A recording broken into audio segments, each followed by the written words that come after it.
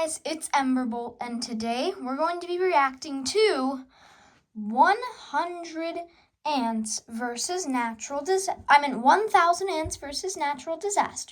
Let's do it. Ants are known for their insane ability to work together to accomplish impossible tasks. So I was wondering what would happen if I put my 1,000 ant colony up against natural disasters. Would they actually be able to stop and survive them by working together? Well, that's exactly why I gathered up 1,000 ants.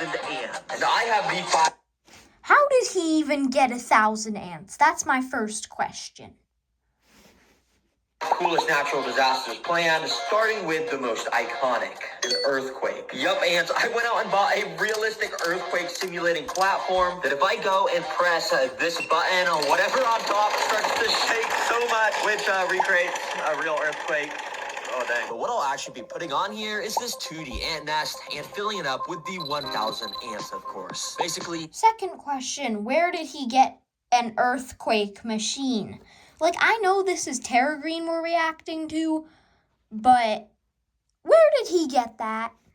These ants will dig out tunnels along the glass like my last ant video, but throughout that process, the earthquake machine will lightly go off to gently collapse the tunnels while the ants are digging. That way, I can show you how ants evolve to survive earthquakes in the wild, and if they pass, they move on to the more and more interesting disasters. Now, as you could probably imagine, the ants wasted no time to get to work. Ants are so tiny, and while a single ant would basically be able to make no progress whatsoever, when you have 1,000 ants, things are done at an insanely rapid pace, as workers started picking up grains of sand along the glass so each tunnel could be formed. It's so cool to see time-lapse footage of these tunnels being made because they literally dug out this entire amount of sand in only like 6 hours. So I'm wondering what's going to happen to these tunnels when I turn on this earthquake machine. Now, I started by turning it on. Yeah, so he's basically telling me that he's gonna bury them all alive. Okay, yeah. Thanks, TerraGreen.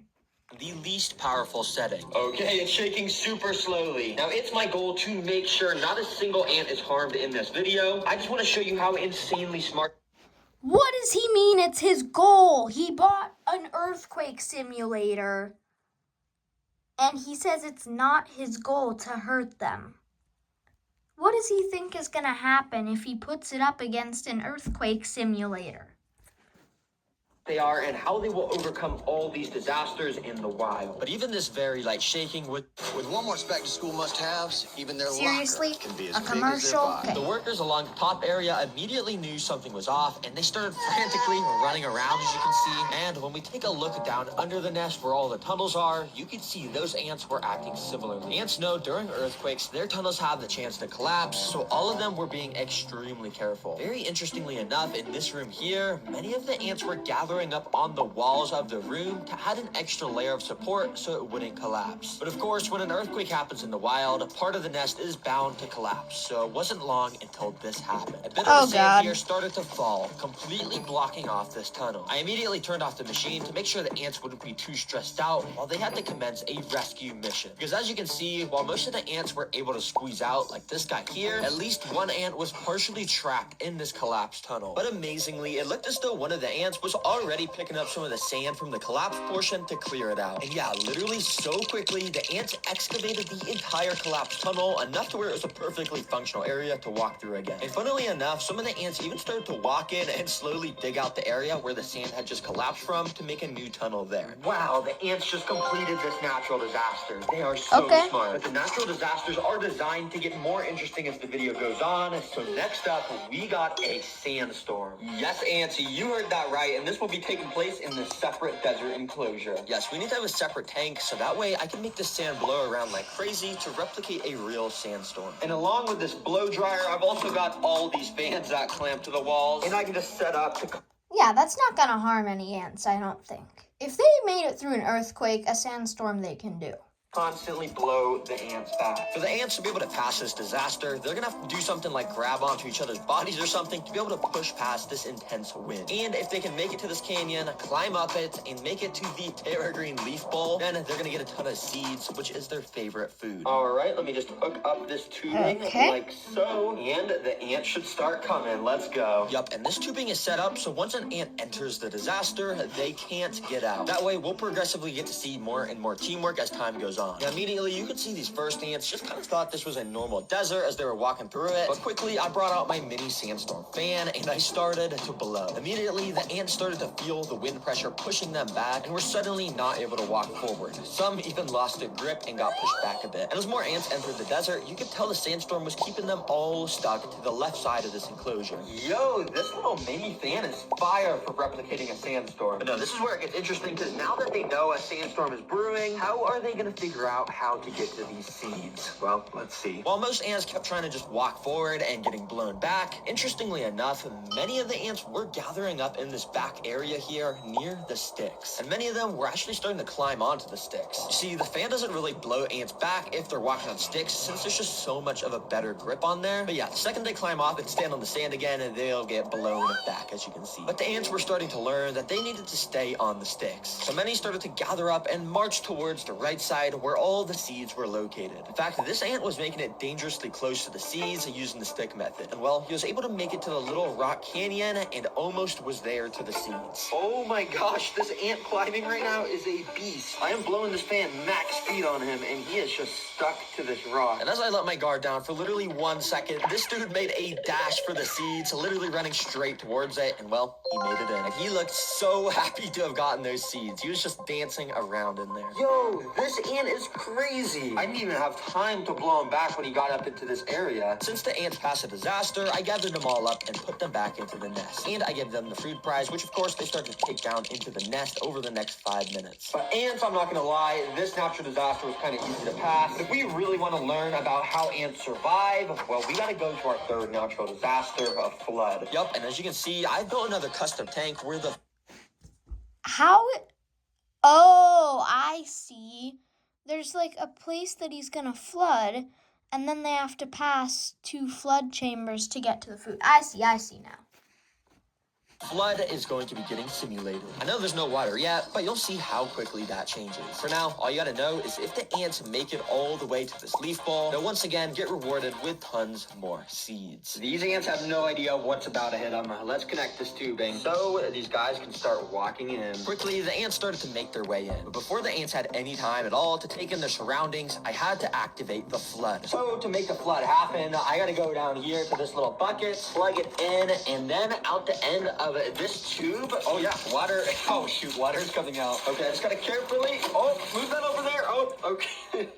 There we go. Similar to real life, floods will block off paths for ants while they're trying to travel, so this is exactly what that recreates. And the ants are gonna have to find a way to pass these gaps using the objects I provided for them. As you can tell, the ants in here immediately were a little confused on what to do. Many were gathering up near the water edge, inspecting what the heck just happened. Some even fell into the water, but don't worry. Any ant that falls in, I'll be rescuing and bringing back to the start so no ants get hurt. But also... There we go, Terra Green. Finally, you're actually taking caution in the animals you're testing.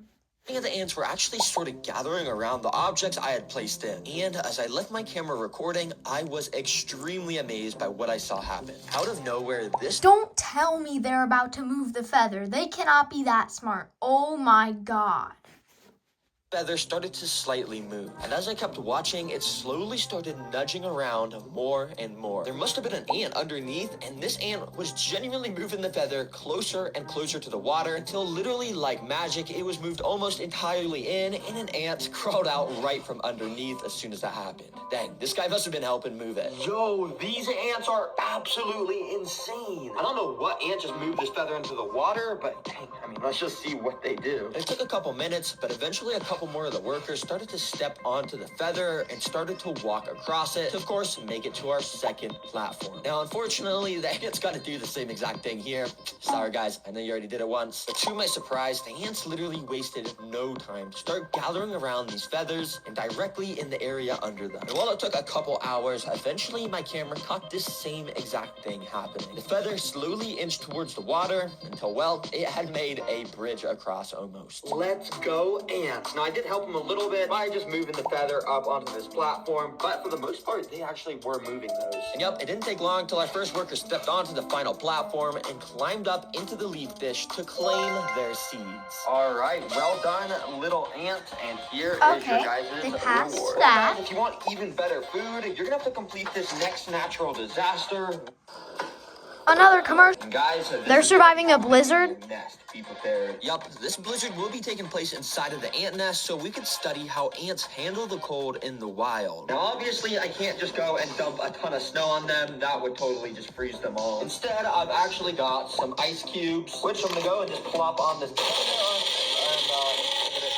Which, as you can see, this makes a nice little makeshift snow that on my laser thermometer is approximately -Celsius degrees. I started by sprinkling a super tiny amount of this ice on the ant nest to see how they'd initially react. And interestingly, well, not even a single ant cared at all. Yeah, this ice just melted completely into the sand. Since the ants weren't affected by that, I decided to up the amount of ice I put in, which should give us a reaction. That's not to gonna how do ants handle the anything. cold in the wild. And this time, the ants were actually a bit more interested in the ice, with some of them even crawling on top of them. But the most fascinating thing I had noticed was how much the ants had started to slow down their movement since the start. Thankfully, all the ants are doing just fine still, but if you look very closely, these ants, for the most part, have slowed down so much. I mean, look at how slowly some of them are moving. Yup, this is one of ants' special abilities. Because in the winter, when it starts to snow and the temperature drops drastically, the ants are basically biologically built to start moving slower. That way, they can conserve as much energy as possible and go hide deeper underground. So yeah, in the wild, they would dig even deeper and all the ants would relocate to under the nest. I don't want to put any ants at risk, so I'm going to very carefully take out all the pieces of ice so this place will warm back up to the proper temperature. And once the tank was warmed back up, I'd say the ants are now ready for their final natural disaster. Zombie which apocalypse. This time is a zombie apocalypse. Called it. And I'm not going to lie, this is probably going to be the most interesting to watch because I've got 3 different types of insects that, in a way, is going to represent a zombie apocalypse. Now, our first insect prey is, well, zombie grasshoppers. Yes, these are grasshoppers that Petco sells that are literally like half decomposing and meant for feeding animals. And I'll be bringing them back to life and moving it in front of the ants to see what they do. And to make the ants swarm this even more, I'm going to dip some of it in this brown sugar water. And yeah, this is going to make it super tasty. Without further ado, let's get this in here. Now, immediately after dipping this in the nest, I started to do a really good, accurate job of moving this around to act like it was alive. And I think the ants were falling for it because you can see they quickly started to climb all over it. And if you also look closely, the ants were actually grabbing onto this thing with their insanely strong mandibles, and they were injecting their venomous stingers into it.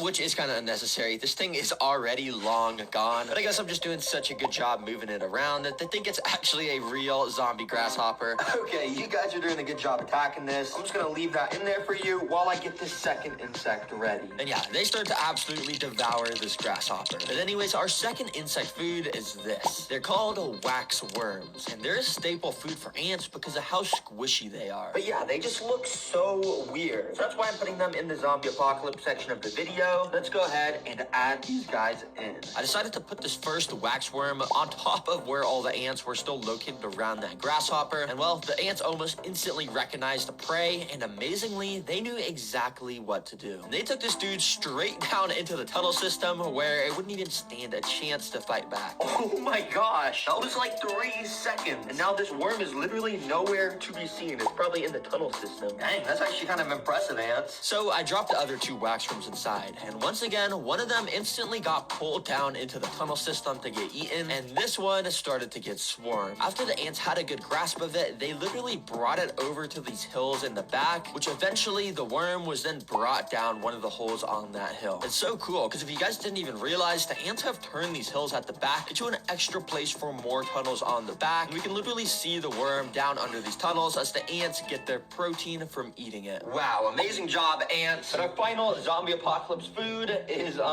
flightless fruit flies. But I'm gonna be dumping so many on the ants, so it's like a proper zombie apocalypse movie with how many zombies there are, even though these aren't zombies. Yeah, these are flightless fruit flies, and if you didn't already know what they are, well, they're flies that can't fly. It's always so funny to me to say this in videos, because seriously, like, how are you a fly that can't fly? Come on, bro. Okay, anyways, I got about 100 of these flies, as you can see. So let's dump this zombie apocalypse on these ants. Oh yeah. Now, as you can probably imagine, dumping this much prey on the ants activates their predator instincts a lot, because instantly so many of the ants started to become way more frantic. They started to run around like crazy to try and catch these little flies. Now, I mean, it's pretty obvious the ants aren't going to struggle with eating these flies because they're...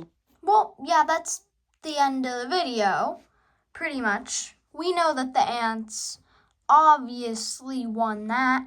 So the ants survived all the natural disasters, but Emberbolt out.